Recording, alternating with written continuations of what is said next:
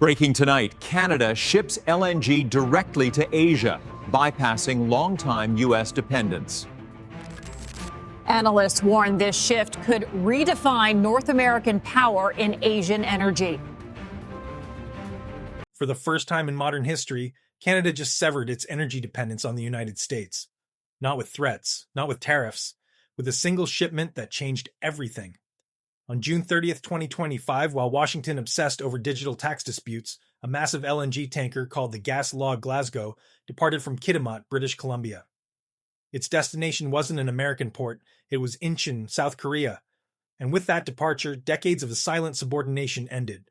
Canada didn't announce this revolution with press conferences or political theater, it announced it with infrastructure, $40 billion worth, 10 years of construction, and a partnership with Asia that Washington never saw coming. This wasn't just business. This was Canada rewriting the rules of North American energy while America was busy writing tweets. Because when Trump threatened tariffs and trade wars, Canada didn't fight back with words. It built its way out. Asian nations are signing contracts worth billions. And Washington? They're finally understanding what happens when you assume dependence lasts forever. Because here's what nobody in the US expected. Canada just became Asia's preferred energy partner. And American officials are still trying to figure out how they missed it. For decades, Canada's natural gas went south. Always south. 8 billion cubic feet every single day straight into American pipelines, American markets, American control. It generated revenue, absolutely. But it also generated something more dangerous. Dependence. Every policy shift in Washington sent tremors through Canadian boardrooms. Every tariff threat became an existential question. Every political tantrum in the Oval Office forced Ottawa to calculate and recalculate its economic exposure. The United States didn't just buy Canadian gas, it owned Canadian leverage, and both sides knew it. Then came the Trump administration's renewed aggression. Digital service taxes were punished, automobile exports were threatened, energy relationships hung by increasingly thin threads. Canadian officials watched as Washington weaponized commerce, turning trade partnerships into political hostages. That pattern wasn't just frustrating, it was clarifying. Because Ottawa's leadership realized something fundamental. True sovereignty doesn't come from having resources. It comes from controlling where those resources flow. And for too long, Canada had resources without control.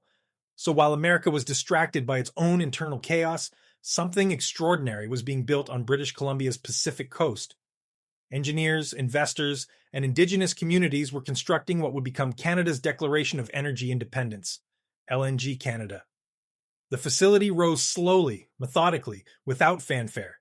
No dramatic announcements, no political grandstanding, just concrete, steel, and a very clear vision.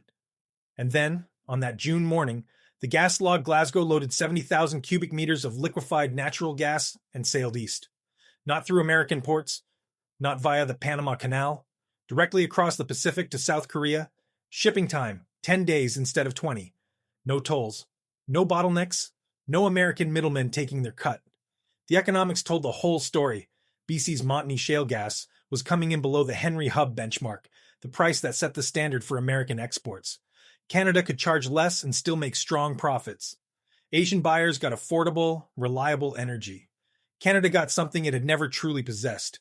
Independence from American approval. Washington called it market diversification. Ottawa knew better. This was emancipation. But independence doesn't happen by accident.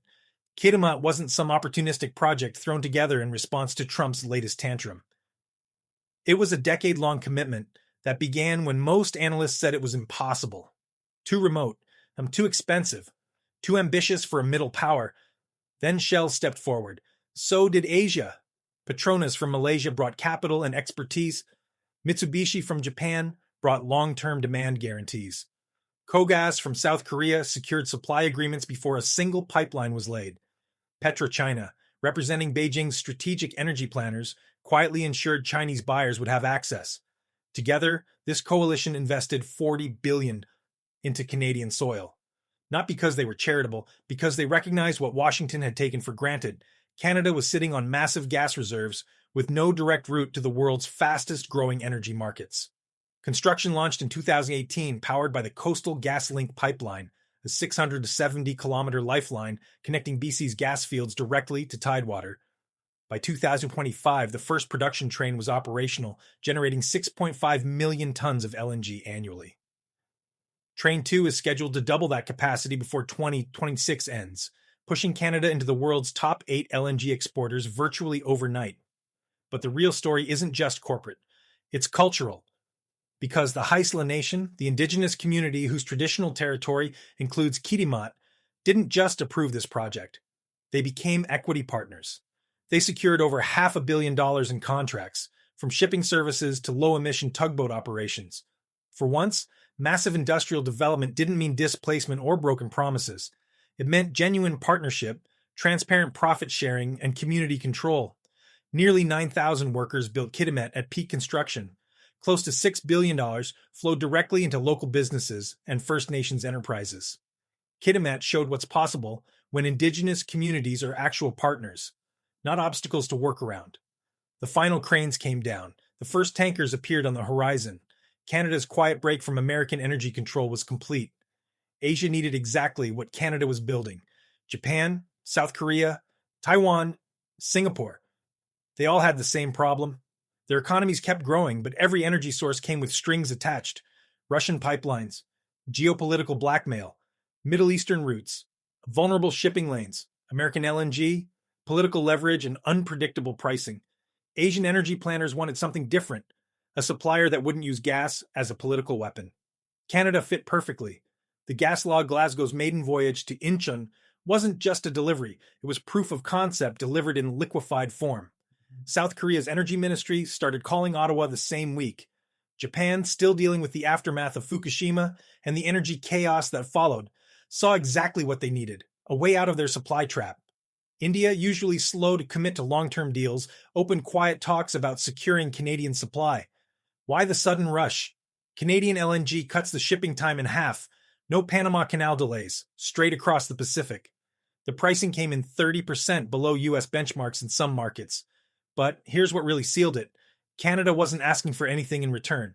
No military alliances, no diplomatic favors, no political strings, just reliable energy at fair prices. In a region that's been burned by resource politics over and over, that kind of neutrality, worth more than any discount, Kitimat's schedule by mid-2026 tells you everything. 170 tanker departures annually. That's one ship leaving for Asia every 2 days. As Asia's energy demand continues expanding, Canadian LNG isn't just filling storage tanks, it's filling a trust deficit that American suppliers never understood existed. For Seoul and Tokyo, it represents escape from single-source vulnerability. For Ottawa, it represents the transformation from resource supplier to strategic partner. And for Washington, watching from across the continent, it represents something they never anticipated: irrelevance. For decades, the United States simply assumed Canada would remain a captive market and captive supplier. Geography, infrastructure, and historical inertia made alternatives seem impossible. Why would Canada spend tens of billions building Pacific export capacity when American markets were right there, accessible through existing pipelines? That assumption just collapsed, and it collapsed because Washington confused proximity with permanence. Trump's tariff threats were supposed to demonstrate American power. Instead, they demonstrated American short-sightedness. Every threat accelerated Canada's determination to build alternatives. Every trade confrontation pushed Ottawa closer to Asian partners. Every public humiliation of Canadian officials reminded them why sovereignty matters more than convenience. Canada's leaders drew a lesson that will shape North American relations for generations. When your largest trading partner treats partnership as domination, you don't negotiate better terms, you build better options.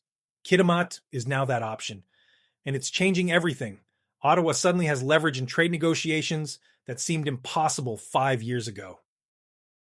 When Washington threatens automotive tariffs, Canadian officials can remind them that Asian energy buyers are offering multi-decade contracts. When American politicians demand pipeline access, Canada can point to tankers heading west and ask why they should prioritize southern routes. This isn't belligerence, it's balance. For the first time in modern history, Canada can negotiate with the United States as something approaching an equal, because it finally has somewhere else to go. Japanese and the South Korean officials, two of America's closest Indo-Pacific allies, are signing billion-dollar energy agreements with Canada instead of American suppliers. That's not just economics. That's diplomatic realignment happening in slow motion. Mark Carney understood this shift before most. His consistent message, delivered with careful precision, was simple. Canada possesses what the world needs, and we will ensure we benefit from that position. It wasn't bragging, it was strategy.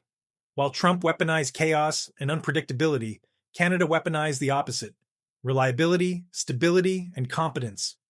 And in global energy markets, where long-term contracts and multi-decade infrastructure investments dominate, reliability wins. Every tanker leaving Kitimat carries more than gas. It carries credibility.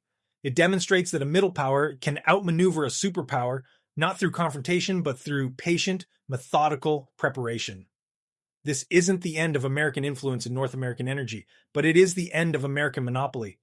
Canada's LNG exports are changing more than trade routes. They're changing how countries in the Indo-Pacific see their options. Europe watched what happened and started paying attention.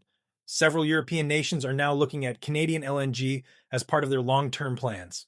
And here's where it gets interesting. Even America's closest allies are having the same conversation.